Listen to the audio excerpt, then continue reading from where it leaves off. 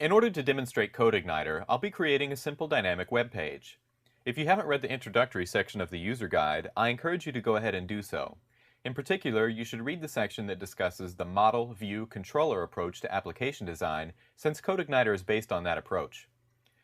When you install the system, you'll have a directory structure that looks like this. I'd like to focus on the application folder, as this is where you'll be working most of the time as you build your own applications. You'll be building controllers. These are your PHP classes that are designed to take an incoming HTTP request and process it in some way. You'll be building view files. These will be your HTML web pages, or they can be page fragments like headers, footers, or sidebars. You'll also notice an errors folder here. This folder contains a couple templates that allow us to display various error types. For instance, if I were to load the index.php front controller, you'll see we're getting a 404 page, which happens to correspond to this template here. There are a number of ways you can add your own classes if you want, and you can also optionally create models to represent your data structures and interact with your database. Today, I'll focus on controllers and views because any application you develop with Codeigniter is going to minimally contain those two resources. So let's build a controller. When you name your file, it must be the same name as the class of the controller with a PHP extension. I'll call this one blog so I can use it in the next tutorial.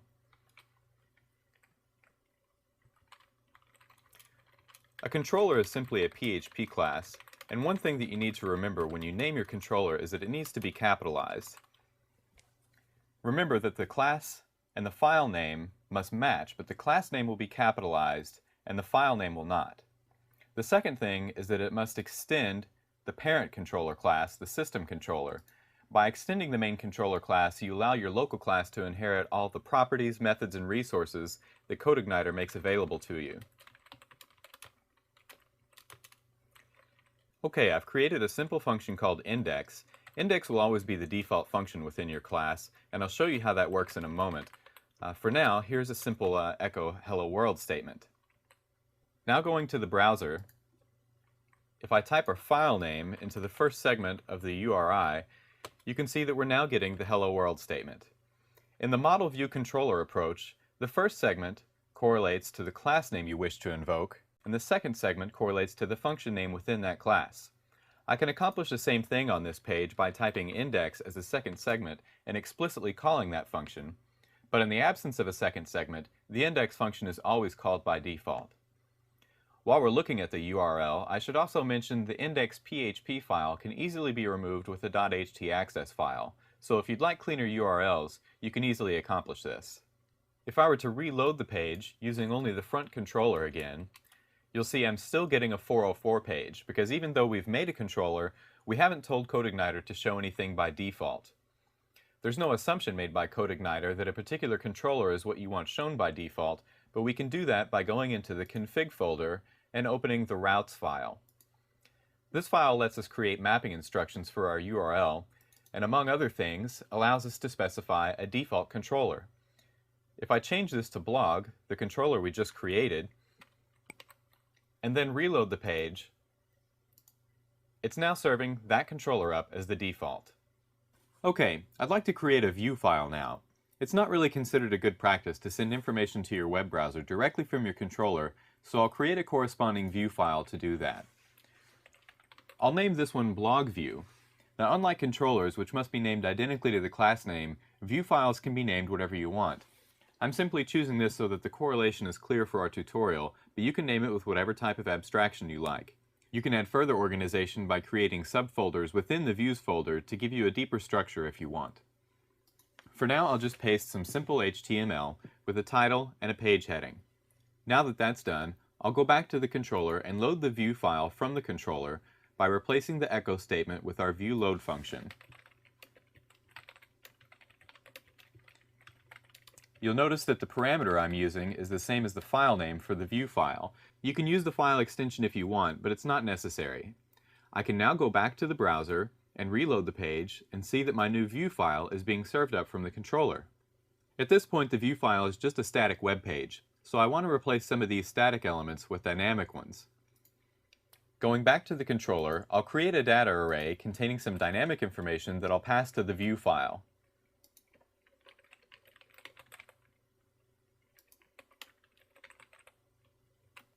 Now I can take this data array and place it as the second parameter in the view loading function and pass that information onto the view file. In doing this, the indexes of our array will also be converted to variables to make them easy to work with in our view files. So I'll go to the view file and I'll replace the static information with dynamic information with some simple PHP.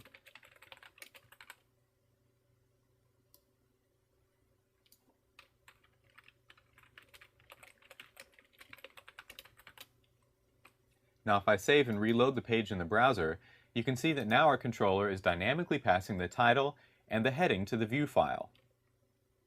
If your server supports PHP short tags, you can simplify this a bit. It allows us to replace our PHP echo statements with an equals sign, eliminate our semicolons, and use a simplified control structure. If you build your site with the help of a web designer, this can be beneficial because it reduces the amount of PHP code on the page, decreasing the potential for errors, and it makes the page appear a little cleaner too. Let's go back to the controller. At this point, all we've done is pass two simple strings to our view file. I'd like to send a different data type to the view file, so I'll create a new index called to-do, and I'd like to send an array to the view file.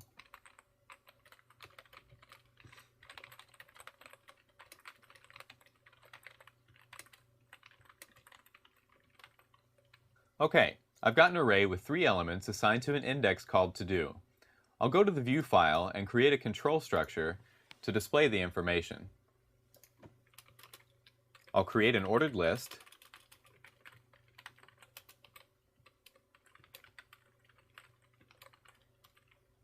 and I'll use a for each loop to do this.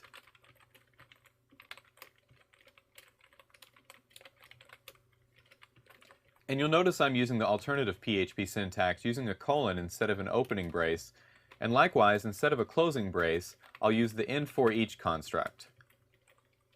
Now I'll copy the item into the list element.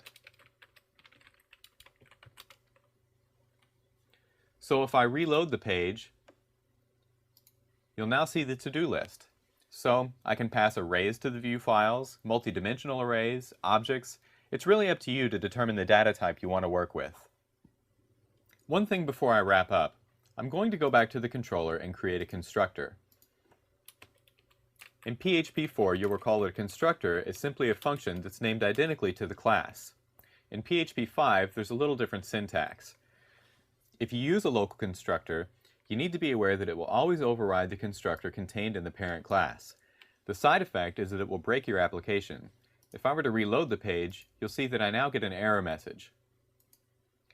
In order to fix this, we need to explicitly call the constructor in the parent class. With that single line of code, I've reestablished that relationship, and I can reload the page and see that my application is working again.